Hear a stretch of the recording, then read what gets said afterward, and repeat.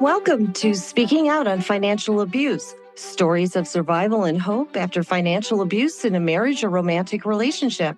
My name is Laurie G, and I'm your host. Today's guest is an innovative Australian charity called Broken to Brilliant.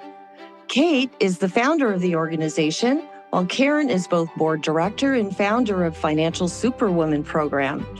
Broken to Brilliant was started by domestic violence survivors to mentor other survivors in reestablishing their successful lives. The charity helps victims who have finally left their abusive relationship and are out of the crisis, but don't know what to do next.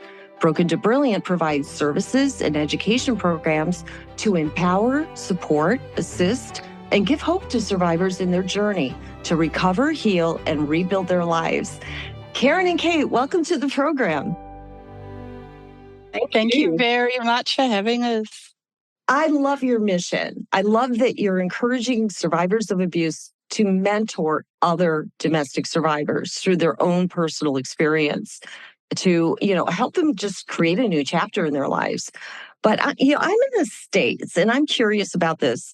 In the most recent poll we've had here, 78% of Americans don't consider financial abuse to be a domestic violence issue. They think it's still just a relationship issue. What's the general feeling amongst Australians about financial abuse as a domestic violence issue as opposed to a relationship issue? Look, I did a little bit of research, Laurie, just to double check on, have we done any statistics? Because you were just talking about some of the stats from the States. But so the Centre for Women's Economic Safety in Australia tried to look at people's experiences and understanding of domestic and family violence and financial abuse. And basically, they really don't understand it. And I have to say from my own personal experience, they don't. And in the survey, they found that 31% of people couldn't explain economic abuse very well and that they could not identify, because I think there's around 20 indicators that they gave to people in the survey, and they couldn't identify that those things were financial or economic abuse. So it's pretty well missed. People don't understand that they're in it, and that leads to people being stuck. And especially it's an issue for women. Here in the States, in the statistics, the average male will lose about $23,000 in a lifetime if he's in a relationship of financial abuse. A woman will lose at least $103,000 in a financially abusive relationship. So with such little awareness, what prompted you to start this organization and really kind of be that breakthrough of bringing awareness to this domestic violence issue? I mean, how did you come into this? Do you have a survivor history yourself?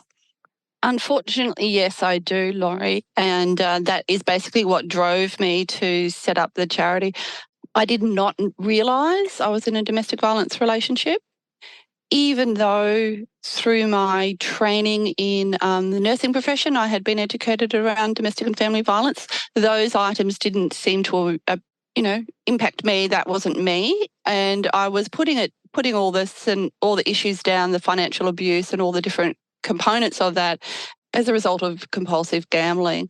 And so it, basically it got completely out of control, escalated out of control, and there were all forms of abuse.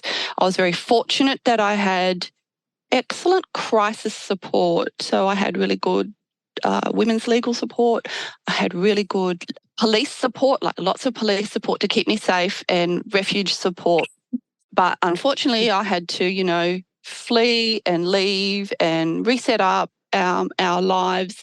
And because I had so much support given to me, I vowed to the services and women's legal service in particular that I would give back somehow. When I was trying to reestablish our lives, it was really hard. There was no support. Like, I could not get, I went to social services, and the social services people that are meant to help people who haven't got a job. When I didn't have a job, I was actually secondarily homeless. So I was living in someone's house in a bedroom with the two kids. And so I didn't have a job, didn't have my own house. So that's homeless. And I couldn't get Social Security because they said to me that I was lying Wow. about my scenario. Yep. and then no one would rent a property to me, and I couldn't go back and do another domestic violence group course because I'd already done one in a different state. And so I just come up against barrier after barrier after barrier, and I was just going, this is so, so hard. And, I'm trying to get the kids through school and get them into schools, and you can imagine you've lost everything. You've lost the roof over your head, you've lost your job, you've lost your community, you've lost your church group, you've lost everything. You're in a new place, you don't really know anyone. So you're suffering grief and loss and no finances and trying to get back on your feet, and everybody's blocking the way. So it took me a long time to get myself back on my feet and to get the courage and the strength, but I vowed to give back. And in that process, what I was going to do changed quite a bit, and it merged and morphed into Broken to Brilliant. I'm pretty pleased, Laurie, that I didn't set it up in the initial years because I was really angry, because you go through this really angry phase. You're angry at the world, you're angry at everybody. I think at one point in time, I was putting sticky notes on people's window screens if they parked too close, and gave them how many centimetres they were meant to park, because I was so angry and just, but that is a normal part of the process. So eventually I moved through all of that, and Broken to Brilliant emerged as a way to support survivors and give the help that I didn't get.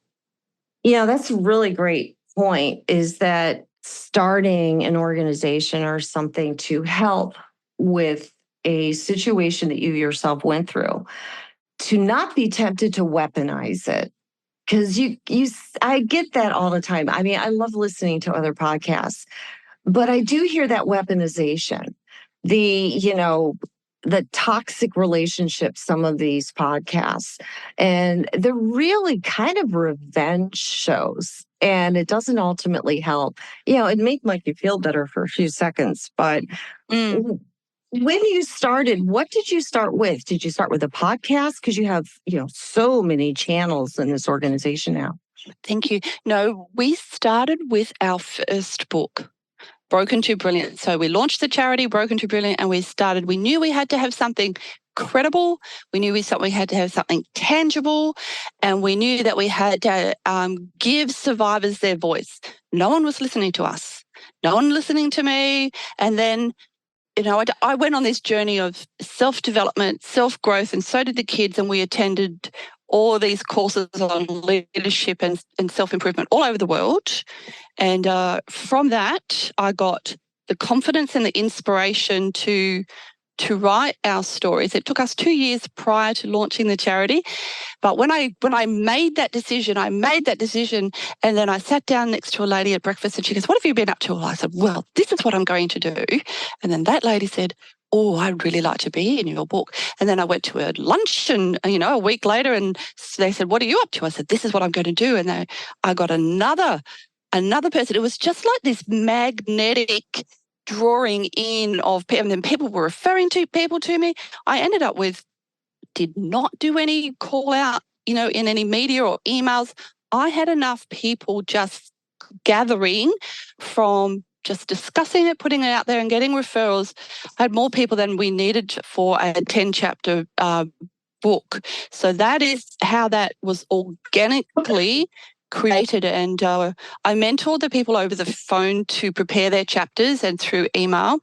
And we engaged a professional journalist, an award-winning journalist, and she's also an award-winning author to help coach and edit. And she's a qualified publisher and editor as well, because we needed to make sure it was really professional and credible, because survivors often are looked at in a certain way that's not terribly complimentary.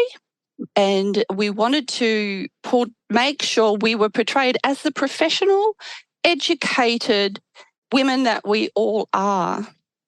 Well, in survivors, I can really relate to that feeling that you are unique. Your situation is so unique. And that's why we tend to accept that shame of judgment, negative opinions, is that we feel unique. And what's really amazing about this first book that you put together is that it sounds like it just sort of blew open the door that, you're not unique. You're not unique. And there are like-minded people who really are smart, just like you. You're not stupid. They're smart just like you. And compiling that into one resource really must have been a real feeling of accomplishment for you to do that as your first project. It was. It wasn't without its challenges, I can assure you, because we had to rewrite the whole entire book, Laurie, because we had identified people and names and places and things like that. And because of all the legal issues, we can't do that. So in a way, we did feel a bit silenced, and that was very hard for all of us because once again, our voice felt like we were silenced. We weren't able to say exactly what we needed to say, and so we had to move through that process as well of feeling like, well, you know, the perpetrator's got all the power here, law's got all the power. We don't get to tell our truth, but we still work through that because we were able to still share our stories in a safe way we got legal advice and they provided us with how we should be able to share our stories. And the whole purpose, and we just went back to focusing on the purpose. So the purpose of the book, the purpose of the charity is to help and mentor fellow survivors, and that our books were being gifted to survivors in refuges all across Australia, and then they were going to go hopefully internationally at that point in time. We were hoping that would happen. And then they would feel like they were not alone. So when we got back to purpose and weren't focusing on perpetrators, we were focusing on purpose of helping others and giving back and turning our stories into something positive, then we were all able to move forward in a positive way and get this book back and publish it and launch the charity.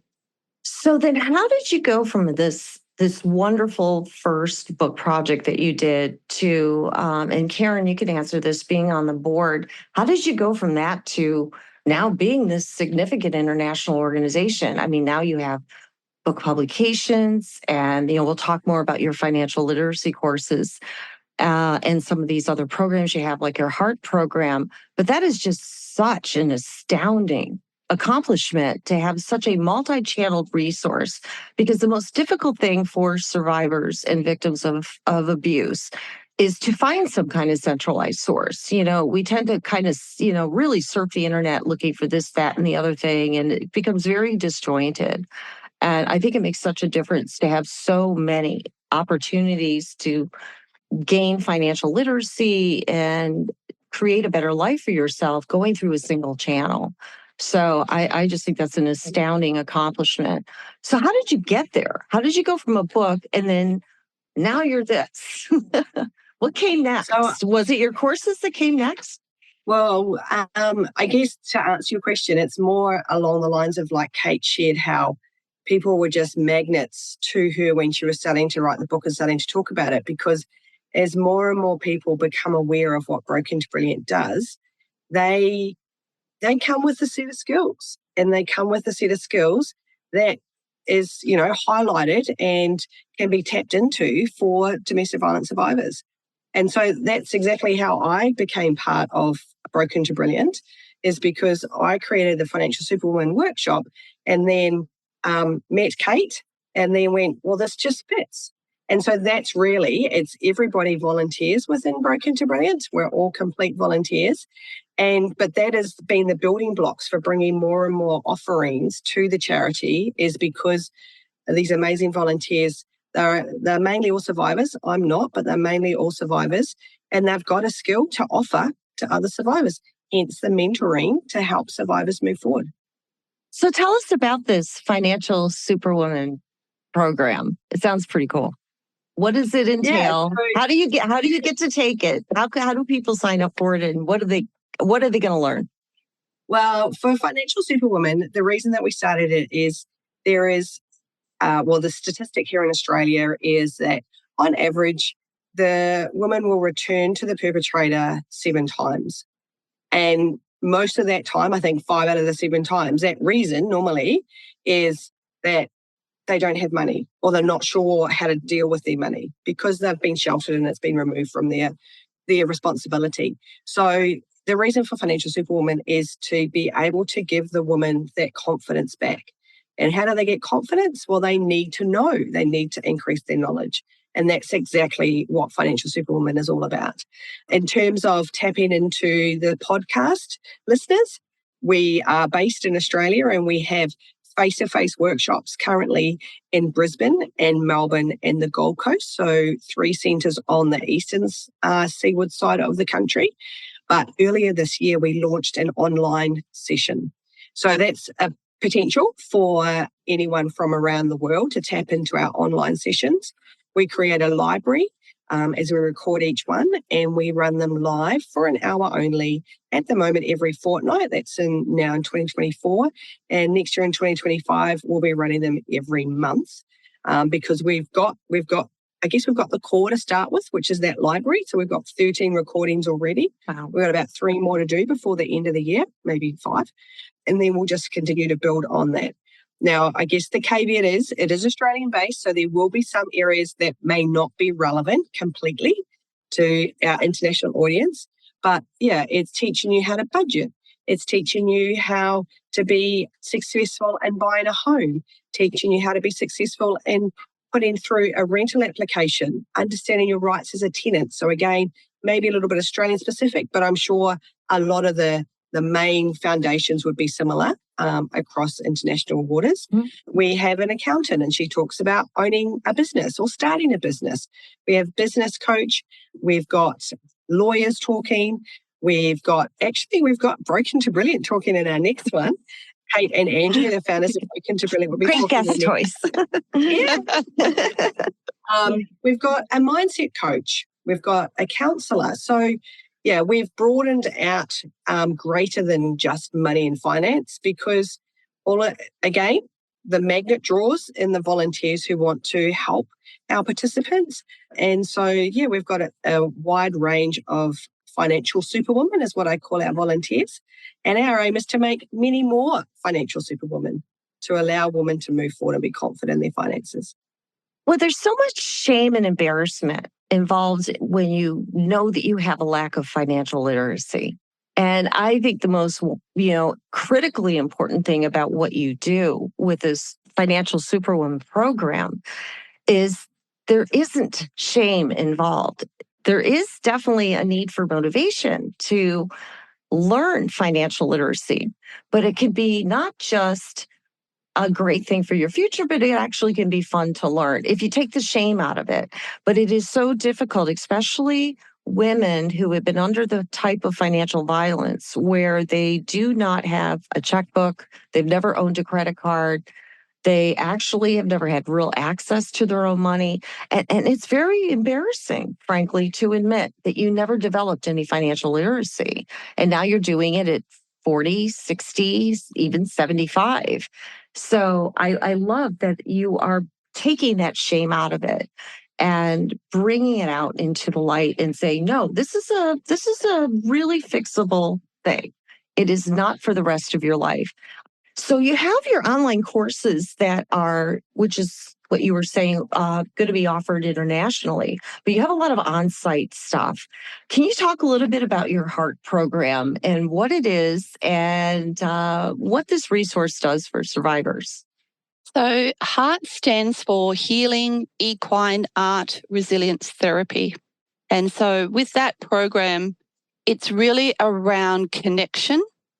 And so what survivors do in protecting themselves and trying to keep them safe is they disconnect. They disconnect from their true self. They disconnect from the relationships with their children, with friends, family, the wider community in a defensive mechanism to keep themselves safe. And so what this program does is it allows mums and their kids that are 5 years and over to go down to beautiful Tallebudgera Valley at the Gold Coast, and it's leafy and it's green, and there's horses and there's a creek and there's guinea pigs. And what happens is it's around connecting with the group, connecting with the animals, connecting with each other, doing some artwork to help process feelings and emotions.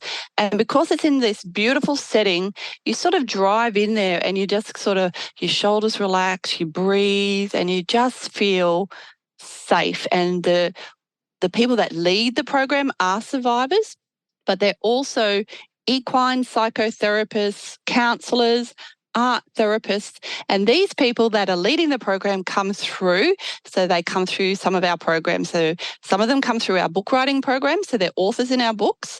And so they wanted to pay it forward because we have a pay it forward model. And a couple of the other ladies come through our blogging program, which is another long-term program that we were running. And they wanted to pay it forward and give back. So with our pay it forward model, they're paying it forward to other survivors.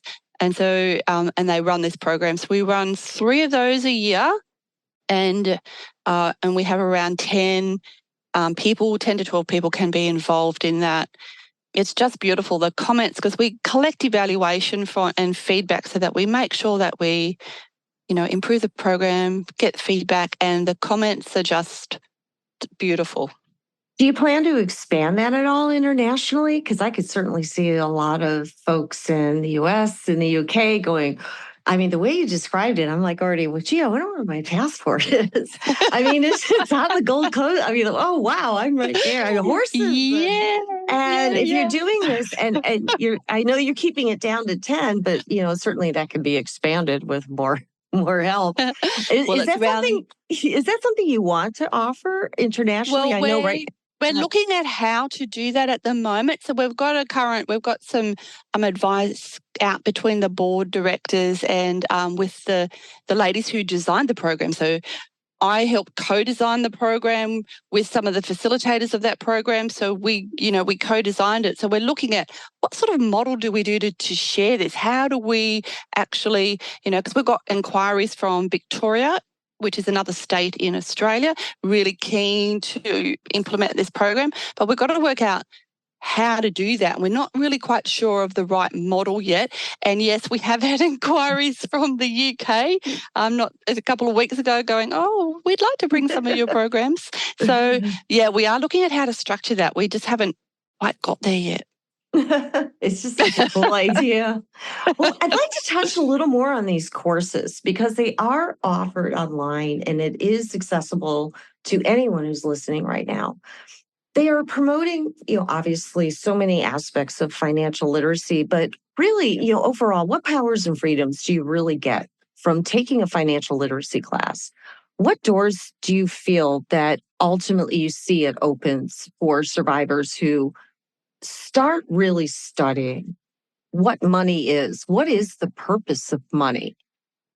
I guess really it's giving them confidence to make the right decisions for their family. So, they may have not been obviously the breadwinner when they were still with their partner, and now they've got to juggle. Well, now I'm getting a Centrelink payment, which is our security system payment from the government. How do I make that meet, cover the rent, the food? Have I got school fees to pay for the kids? Do I need to find a part-time job? One of the other experts I didn't mention before is a career coach who's often involved. So just helping them work out how to find a career or find some work that's going to fit around their lifestyle so that they can be there at school pickup or, those types of things. So really, I guess to answer your question, it's just once they've got their money under control and not consuming so much of their mind, then more doors will open. I'm sure you're familiar with the gig economy where they're just, you pick up short-term little gigs here, there and everywhere, depending on what your skill set is. So there's, it's not a traditional 9 to 5 go to work sort of thing anymore these days. You can pick up to generate sources of income from lots of different places. And so we just really just trying to give them some confidence and by giving them that knowledge all around their money and their earning potentials. Well, for me, I think the biggest power freedom I've gotten from, finally starting to learn this was to stop being scared of money. Just stop being scared of money. And I have been in those positions where anyone even just mentions the word finances, the word money, the word bills. I mean, it really can put you in a fight or flight state.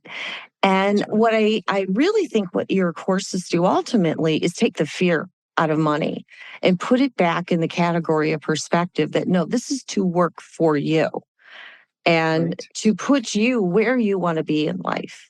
You see yourself on the Great Wall of China someday with a camera. How do you get there? And I think that that is the hope that comes from these programs that you're doing. What do you have coming up now? What courses do you have, and what can people maybe sign up for between now and maybe the end of the year? We've got the Restore program coming up next, which is another equine therapy program, and that's just for women, and it runs for 6 weeks, and it's really around them working through boundaries and safety, building trust, and using horses to enable that process and to bring things up, because we know that horses are really good at working with people that have post-traumatic stress disorder. So there's lots of evidence around equine therapy with Defence Force, people that have left the Defence Force, and with people recovering from other conditions, so that using equine therapy as a tool for survivors is very similar to all of that evidence as well. And it just has such a release for people. And so we're running this, we'll be running our second Restore program coming up in October, November. And that's quite a small group. We only have around 6 ladies that attend that. But the feedback from our pilot one, which we just finished in July, was amazing. So we're really looking forward to that again. Yeah. Well, I hope you really keep expanding these, because I just think they would do dynamite here if it was accessible for folks in the States to have an excuse to come on over there and participate in that, because we do have so few resources here. I am so appreciative of you folks being on this show, and I am so grateful for your organization and what it is doing. I'd like to ask you each an individual question. I ask all guests, but I would love to ask you each individually. Kate, what is your tip for someone listening right now who's under some type of relational financial abuse? Yeah, I really would suggest you cannot do this alone. It's so hard to navigate getting yourself out of a domestic violence situation or financial abuse. So my number one tip is to go and see a financial counsellor. And I did that. I did that on more than one occasion. I did that on numerous occasions. And it was an absolute godsend, because you could say what you needed to say in a safe environment. And because you've got to stay safe, because whatever tips and tricks that you need to do to be able to regain some control or get some finances back, you need to have support and help to be able to do that safely. And so that would be my number one tip, is get as much support and help as you can to help navigate this. And they will say, right, take this first step and put this in action. And then you can go back, you can say you're going to the doctor, you can say you're going to work, or you can, go and do the shopping and go, make sure you grab your groceries and pop in and see the financial counsellor and come back with your groceries. But just get that professional support to keep you safe and to give you the right guidance around what you can do to be able to move you forward. Now, it can take a long time. It took me quite a while to be able to progress through a few things, but it was an absolute godsend, because there was stuff I did not know I could do. So bring another brain into the bubble, because you're in a bubble, is what you're saying.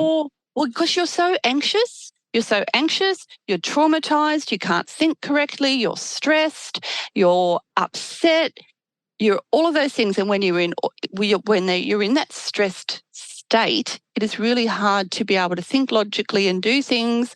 And then you've got this person who's going, well, you're stupid. Well, no, there's no money problem. And then you're starting to second guess yourself, and you're going, well, hold on. There is a problem, and then they're telling you, so you feel confused anyway. So to get you out of that confusion, go and see somebody else. They'll reflect back to you that, no, you're not confused. This is actually abuse. This is what is happening. They're making you feel confused. So let's look at what you can do to keep you safe, and what you can do to be able to retrieve some of your money back. What can you do in your work environment to get your money back if they're taking all your pay packet? What can you do? So there's things that the financial counsellor will be able to share that you don't want to be putting out in public so that, perpetrators know the things that could happen and things that you can take back control of. But by working with that safe financial counsellor, you can have a plan. Then you just work through that plan step by step. They give you the confidence, support to be able to go forward. So that would be my number one tip. Find a really good financial counsellor, get that support, and put that plan in place with that counsellor. Well, you're describing really well the perpetual state of cognitive dissonance you're in an abusive relationship.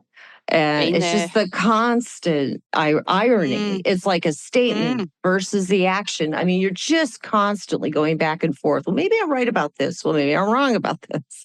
And there's no you have a life of no central truth. So that's fantastic. And Karen, what is your tip for someone listening right now who is a survivor of financial abuse and trying to start over from scratch? Yeah, so I would agree exactly with Kate. And even if they have got out of, they've got to the survivor side of the pasture, so to speak, I would also suggest they talk to a financial counsellor. But if they've already done that and that financial counsellor has started to put the mechanisms in place to deal with perhaps debt that was taken out incorrectly in their name or, wrongly in their name, then the next one I would suggest is they work with what we call a money coach. And that's going to give them that confidence around using money and working with money. And as you said earlier, not being scared of money, but learning to actually love money. And that's really what they need to be able to do, is start to have a plan so that they can start to dream of where they want to be in the next 3 years, 5 years, 10 years. And a money coach is someone who's really going to be able to help them with that. So that's who I'd suggest that they reach out to. Excellent. Really great tips. Well, I thank both of you, Karen and Kate from Broken to Brilliant, for speaking on financial abuse today and talking about just this myriad of issues that underline really all forms of domestic violence. But financial abuse is a little bit of a quirky animal where it's much more well hidden. It tends to last a lot longer in a relationship, and it tends to be harder to recover from. And to bring in some sunlight and make this really expose this issue is something that you can recover from, and you can actually go from broken to brilliant. Again, thank you again for Karen and Kate for Broken to Brilliant. You can contact Broken to Brilliant on their website, brokentobrilliant.org. And through that, you can sign up for their courses and the many, many resources they have to offer for really all domestic violence issues. But if you are a financial abuse survivor, this is a go-to save on your webpage. Thanks again. I appreciate it. Thanks, Laurie. It's been fun. Thank you.